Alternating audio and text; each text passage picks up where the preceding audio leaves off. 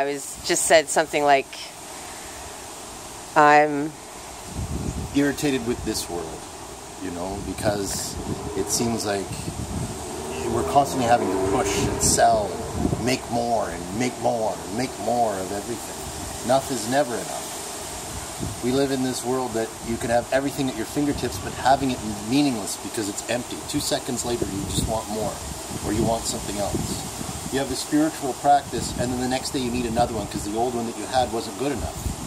Nobody goes deeper. They're so shallow. They just go for the next thing. And this is what is a result of our modern lifestyle.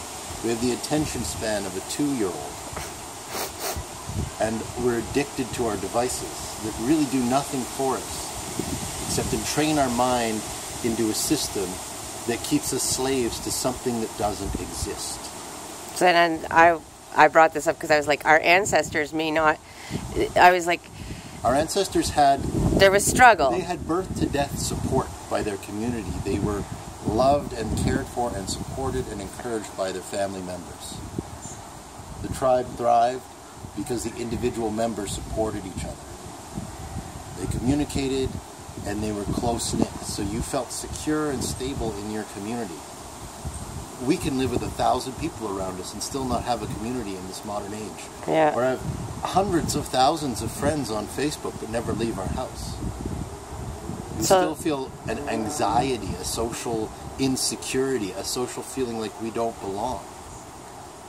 And even when you belong to any of our groups, everything's about status. You have to have this or that, or be interested in this or that. Everything is just what it is. Yeah, and that's what brought it up, is the word struggle. As I said, I'm kind of tired of the struggle, or that I have to post things like this to touch the community. And did our ancestors struggle? You know? But I think it was a different way. Daddy, there's always been struggle. There will always be struggle. They don't start at the starting. If you don't have struggle, you don't have life. Life is like this. If anything comes easy, you forget about it the next second. It's gone. It doesn't matter. If it comes easy, it goes easy. But if you work for it and you honor it, then it's yours for life. You value it. You cherish it. So people want to get rid of struggle. They're fools. That's what happens. You know, some people, they have everything. They have no struggle in their life. And consequently, they end up having the deepest void, the most shallowness, the most feeling of why? Because there's a part of their soul that is never challenged, and without being challenged, what's the point? Right. They have everything, and so there's no struggle for that, but there's a struggle within. That's right. Because despite science's inability to yet firmly prove the existence of non-physical reality, it exists, and it exists in our heart and soul.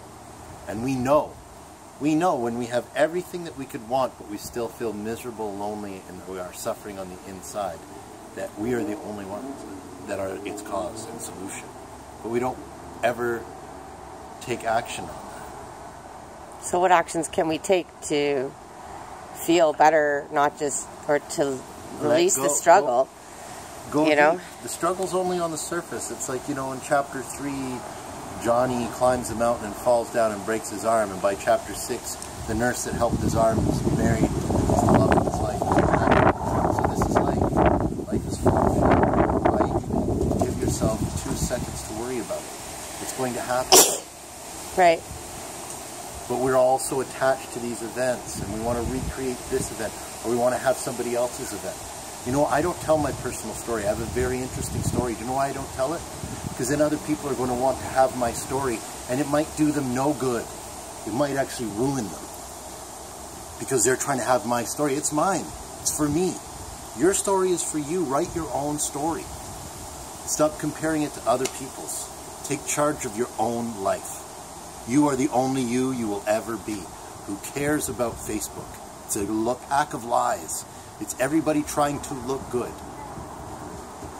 Or everybody sharing how they feel. If you're feeling that way, you don't have time to share it. You're feeling it.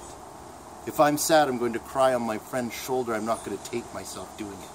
But we can't see how the narcissism has seeped in, how egoic we have all become. Mm-hmm. And we're selling our egos now.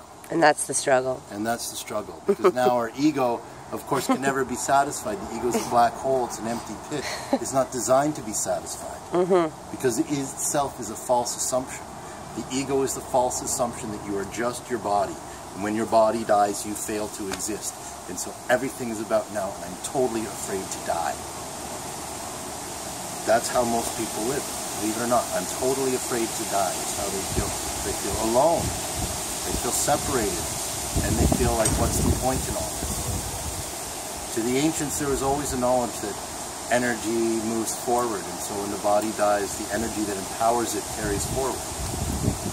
We know there's a quantitative shift. When you die, you lose, I think it's 26 grams or something similar to that. A very small amount is gone. And so is life. The energy of life has left you. But it hasn't gone. It hasn't itself failed to exist. By leaving you, you failed to exist, the body. But that other part of you has moved forward. So when focus you get a new on... phone, they take the SIM card out and pop it in the damn thing, so your next phone has all your information. Can you not get the idea that this is what happens, except it's an etheric SIM card that has all of your information that will then go into code another being. And that another being won't be you, but it's going to inherit what you created for it. So if you love yourself in the future, then cultivate good things now so that that being inherits good things. But the more bad things you cultivate now, even if you don't suffer for it, someone will. And that someone will have your karmic traces. So if you care about you, do good things now. And what are good things? Good things are things that support life, that help other people. You don't need to have billions of dollars to help people. In fact, money often is a barrier to helping people. It creates separation. Whereas people are people.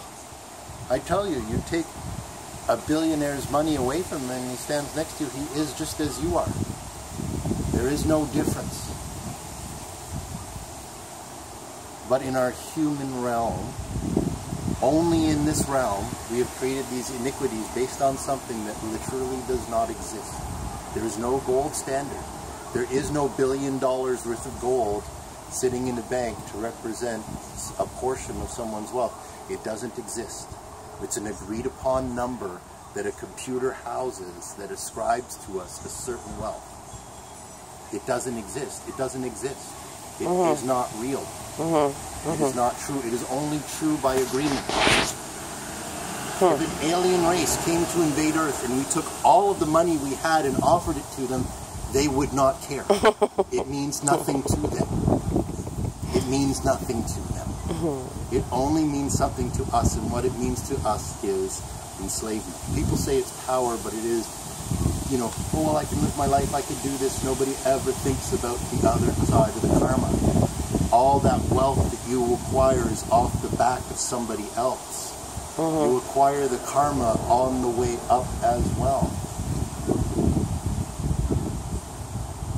Remember, the point of the pyramid is supported by the base. If the base leaves, the top falls a long distance. So everything you do is supported by those below you. And if you mistreat those below you, then when you die, you will find that your pyramid is based on nothing, because the karmas have left you empty. And then you fall, and then you fall, and you have to be born again in a lower resonance and work your way up again. You think that you achieved the pinnacle and that's it. The next life it's going to be great. No. Many have climbed the height of success in the material world only to fall to the bottom, because now their world is the spiritual world. And in the spiritual world, we know money is a joke. We know it's a joke. It's a trapment of the mind. Sure, it works fine as a means of exchange. It levels the playing field. But because we've allowed... Anyways, we haven't allowed. The system was created by rich people in the first place. But not really. So that's, once again, it comes back to letting go of the struggle and how to do that and how to do good things. Well, struggle is only in your mind. Right. The struggle is only in your mind. There is no struggle. The struggle is in here. Things have to happen every day. When you create opposition by saying, I don't want to do this, or I would prefer to do this, You're creating your own suffering in that moment. Be present with what you are doing and you never suffer. And if you are meant to do those other things, the pathways to doing it will open without even you having to take any effort. This is what people don't understand. I must do, I must make it happen. These are all ego. I allow, I receive, I move forward with gratitude. This is spirit. So whether you have an insurmountable mountain of wealth or you have nothing at all, when you surrender to God, you allow everything to happen as it should without care or concern for the result. And all we have is now. All we have is now. Karma Yoga. This is the lightning bolt path to enlightenment. There is nothing else that is easier or more simple to accomplish.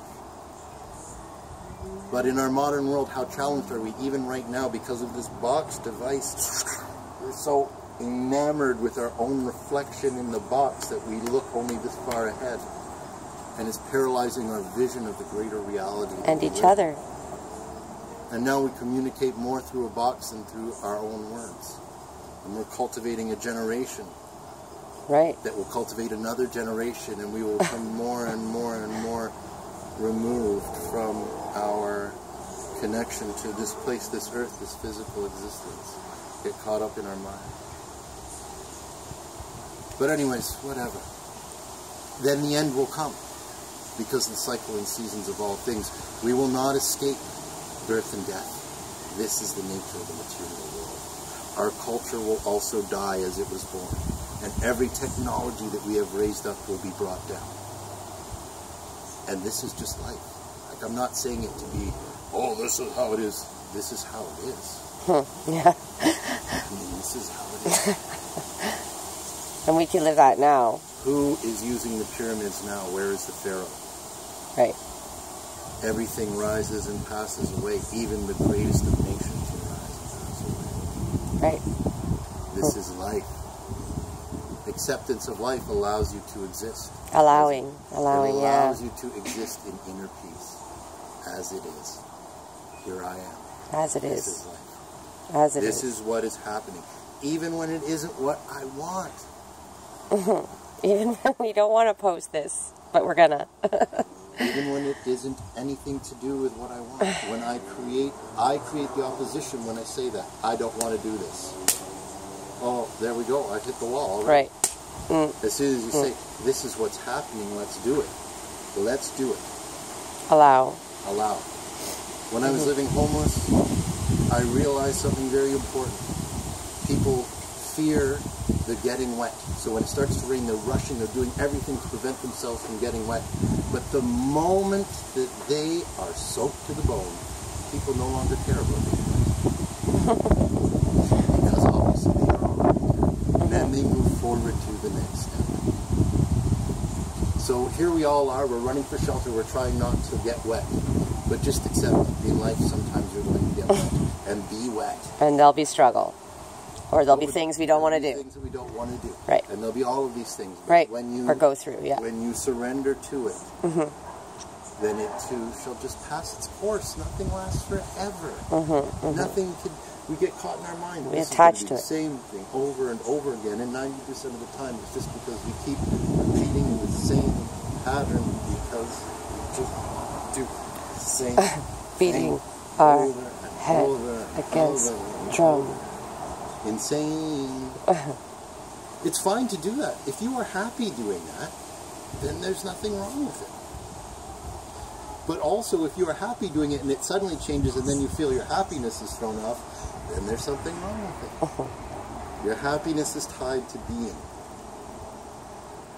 Just be. You don't understand. There will become a time when you will not be in this physical form. And when that happens, you will come to understand how valuable it truly was.